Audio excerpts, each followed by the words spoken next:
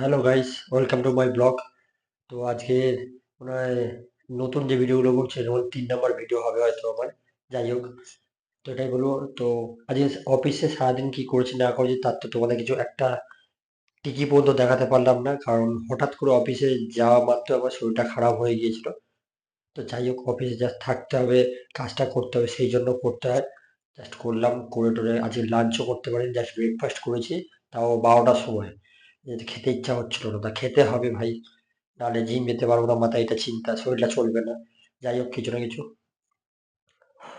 তো সেখানে আমি যাই ব্রেকফাস্ট করলাম, ব্রেকফাস্ট করে লাঞ্চ করতে পারিনি। তো যেরকম ভাবে ভাই 6টা বাজলো, আমি তারপরে ভাই বাড়ি চলে আসলাম। বাড়ি চলে এসে কিছুই না, বাড়ি চলে এসে সোজা ফ্রেশ হলাম। ফ্রেশ হয়ে আমি শুয়ে পড়েছি। মা বলছে কি হয়েছে, আমি বলছি, কিছু হয়নি, শরীরটা খারাপ আছে জাস্ট এই।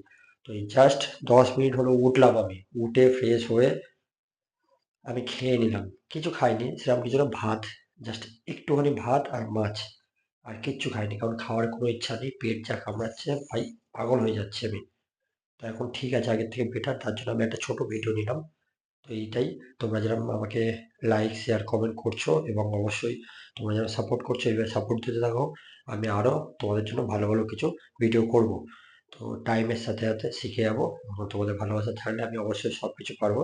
তো এটাই বলবো, বেশি কথা বাড়াবো না, কালকের জন্য রেডি থাকো, কালকে কিছু নতুন ভিডিও দেবো। তো ডেলি বেসিক্যালি ভিডিও, আদার্স কিছু না, কি করছি না করছি সেই জন্য। তো চলো, আজকের মতো গুড নাইট, টাটা।